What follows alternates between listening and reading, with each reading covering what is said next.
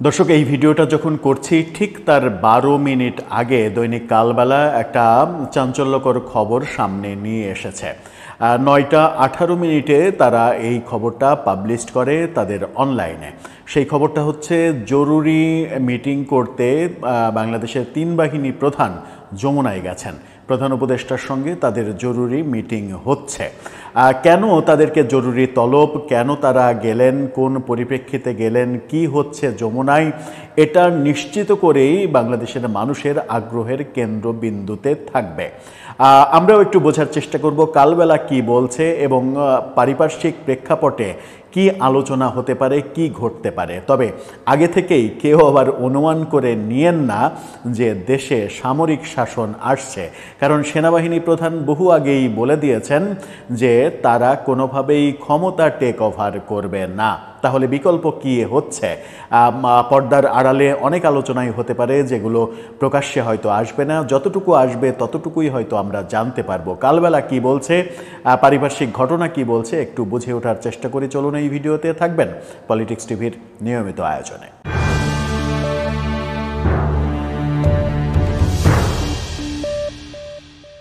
দর্শক, বলছিলাম জরুরি মিটিংয়ে বসেছেন 3 বাহিনী প্রধান এবং আমাদের প্রধান উপদেষ্টা বিশ্ববরেণ্য নোবেল লরিয়েট প্রফেসর ইউনূস। কেন তাদেরকে, এই 3 বাহিনী প্রধানকে যমুনায় ডেকে নেওয়া হলো, এই জরুরি বৈঠক কেন?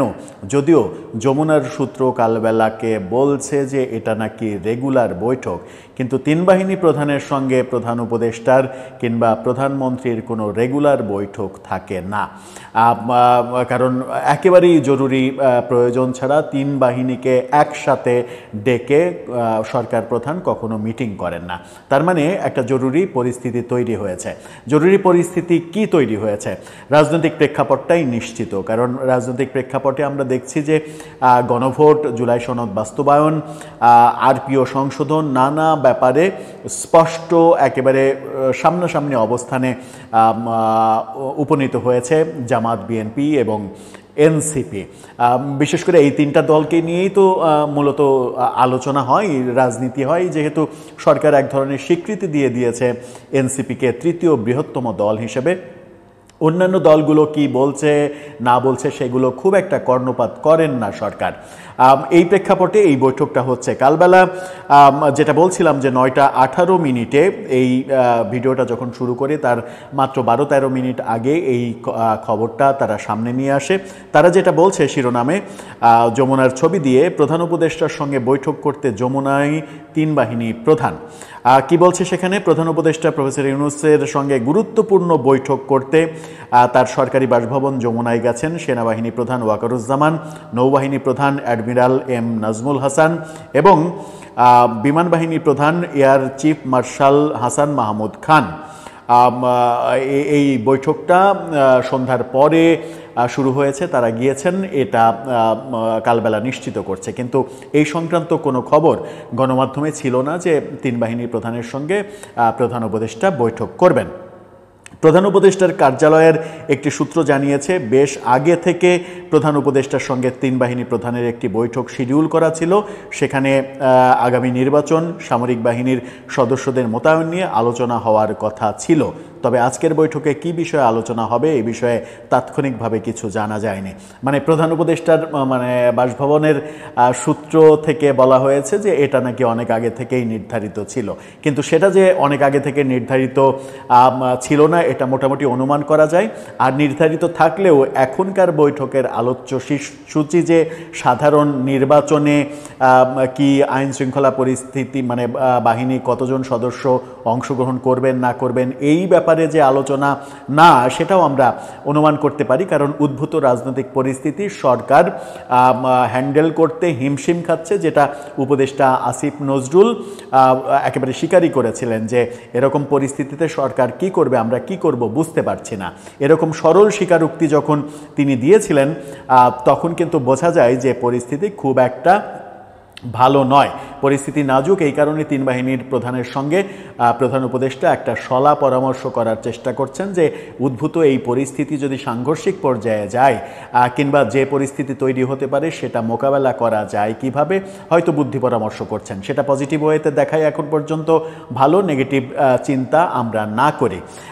কালবেলা আরও বলছে যে এর আগে গত 1 সেপ্টেম্বর সেনাবাহিনী প্রধান জেনারেল ওয়াকারুজ্জামান প্রধান উপদেষ্টার সঙ্গে তার কার্যালয়ে সাক্ষাৎ করেছিলেন। সর্বশেষ 1 সেপ্টেম্বর আমরা সাক্ষাৎ করতে দেখেছি। তারও আগে মানে এর আগে তারপরে 22 সেপ্টেম্বর আবার তাকে বৈঠক করতে দেখেছি। সর্বশেষ 22 সেপ্টেম্বর তাকে বৈঠক করতে দেখেছি, অর্থাৎ সেপ্টেম্বর মাসে গত মানে সেপ্টেম্বরে একই মাসে দুইবার সেনা প্রধান উপদেষ্টার সঙ্গে দেখা করেছিলেন, কিন্তু নৌপ্রধান বিমান প্রধানের সঙ্গে সাক্ষাৎ হয়নি, কিংবা এই তিনজনকে একসাথে মিটিং করা অনেক দিন পরে, উপদেষ্টা পরিষদের দায়িত্ব নেওয়ার পরে একদিন সম্ভবত এরকম ঘটনা ঘটেছে, তাছাড়া এই ঘটনা ঘটেনি। এরকম পরিস্থিতিতে দর্শক আপনার কি মনে হয় যে কি আলোচনা হচ্ছে, কি হচ্ছে আদতে যমুনায়? পরিস্থিতি কি সত্যিই খারাপ দিকে যাচ্ছে? বিএনপি এবং জামাতের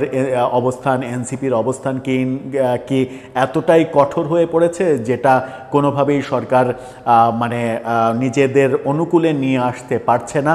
যদি তাই হয়, জুলাই সনদকে কেন্দ্র করেই যদি তাই হয়, বিএনপি নেতারা বিভিন্নভাবে বলার চেষ্টা করছেন যে জুলাই সনদের দরকার নেই। মির্জা ফখরুল আজকেই একটা অনুষ্ঠানে বলেছেন, জুলাই সনদের বই দেখিয়ে বলেছেন যে এইখানে যা লেখা আছে সেই লেখাতে আমরা স্বাক্ষর করিনি, আমরা যেটাতে স্বাক্ষর করেছি সেটা আমরা চাই। অর্থাৎ তিনি স্পষ্ট করে আবারও রুহুল কবির রিজভির পরে আবারও মির্জা ফখরুল দাবি করলেন যে তাদের স্বাক্ষর করা জুলাই সনদ পাল্টে ফেলা হয়েছে, পৃষ্ঠা পাল্টে ফেলা হয়েছে। এটা মারাত্মক একটা অপরাধ। যদি ঐকমত্য কমিশন এই ধরনের কাজ করে থাকেন তাহলে নিশ্চিত করেই সেটা দলগুলোর সঙ্গে প্রতারণা করারই শামিল। এখন প্রশ্ন ওইটাই আসছে যে ঐকমত্য কমিশনের কাজগুলো যাকে দিয়ে করানো হলো, সংবিধান সংস্কারের কাজগুলো যাকে দিয়ে করানো হলো, সেই প্রফেসর আলী রিয়াদ, যাকে আমেরিকা থেকে উড়িয়ে আনা হয়েছিল, যিনি আমেরিকারও নাগরিক, দ্বৈত নাগরিক, তাকে নিয়ে যথেষ্ট বিতর্ক হয়েছে যে একজন বিদেশি নাগরিক কেন আমার দেশের সংবিধান নিয়ে কাটাছেঁড়া করবেন, তিনি আমার দেশের সংবিধান সংশোধন কেন করবেন, এরকম অনেকে অনেক কথা বলার চেষ্টা করেছেন তখন এখন মনে হচ্ছে যে তিনি পত্রিকাকেও যেটা বলেছেন যে তিনি আর ঐকমত্য কমিশনের সঙ্গে নেই, তিনি তার আগের পেশাতে ফিরে যেতে চান। এখন এই ব্যাপারগুলো সরকার দেখবে। তার মানে হচ্ছে সরকারকে একটা বিপদে